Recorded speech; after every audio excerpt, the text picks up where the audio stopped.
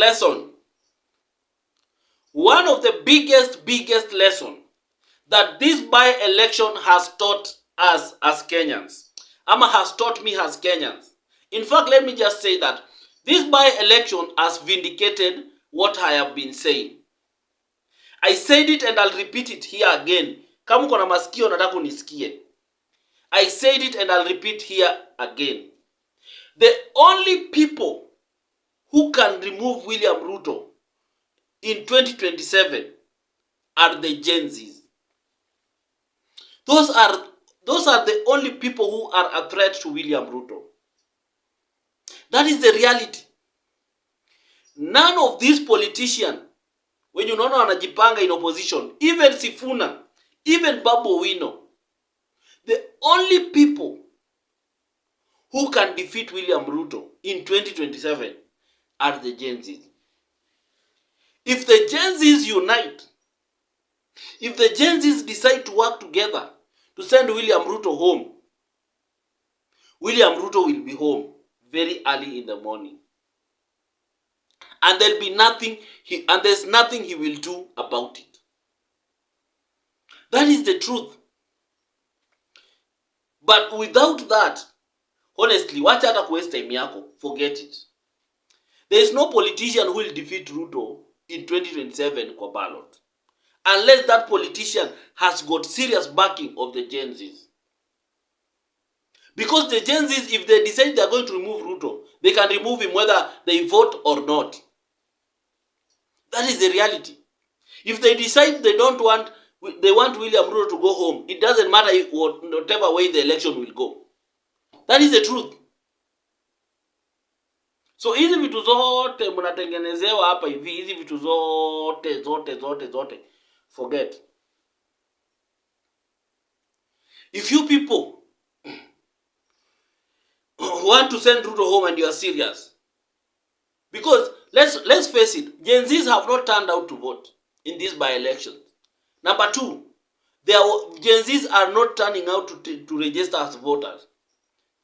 So that one concludes that Gen Zs are not serious. They are not serious. So if people are putting hopes on Gen Zs, forget about that hope, because it is not there. Because it is not there. So if Gachagua and all this, like they're thinking that they were going to consolidate the youths and watume nani home, forget it. Another thing pia mnafaa kujua, the Gen Zs of Nairobi are different from the Gen Zs of Ushago. Their mindset is different. Their mindset is different. Their exposure is different. The Gen Zs of Ushago will turn up to vote. Trust, take that from me. The Gen Zs walo Ushago, they will turn up to vote. And they will take voters and they will register. And they will vote based on tribe. That is the reality. The Gen Zs of Nyamezaliwa Tao, Bontao and everything will not turn up to vote. They will not register as voters, and even those they will not turn up to vote. That is what we are getting from all this. So if someone huku kwa mtandao alikuwa anapiga kelele ati the Gen Zs will take William Ruto, siji they will go register voter, you will not. Unless Gen Zs make a deliberate effort to take voters to register as voters in large numbers. That is one. Number two, if they decide to support one candidate, one of their own, they take one of their own and they campaign for him. Because Gen Zs have the power to campaign for someone for free. If they decide they are going to campaign for you, they can do it for free. You don't need money. These people will mobilize resources for you.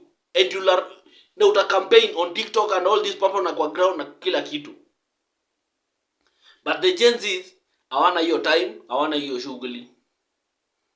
Some are still saying there is no need to vote.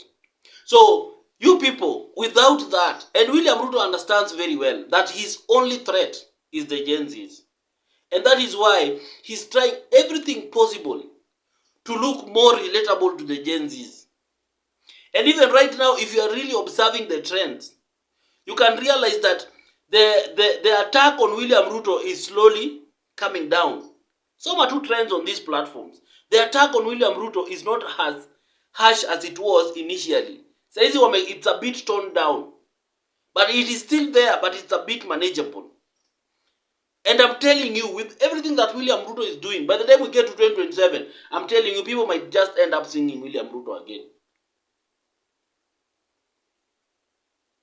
So, let's take it from me. You take it from me. And I said it and I repeat here again. Don't be fooled. Don't be fooled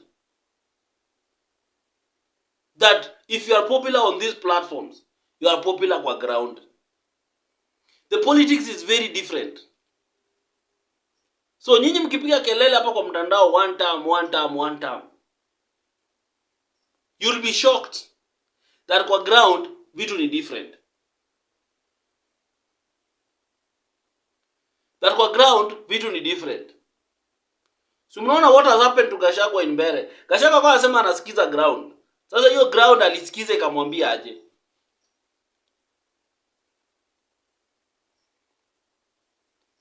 People need to go back to the drawing board. I'm telling you.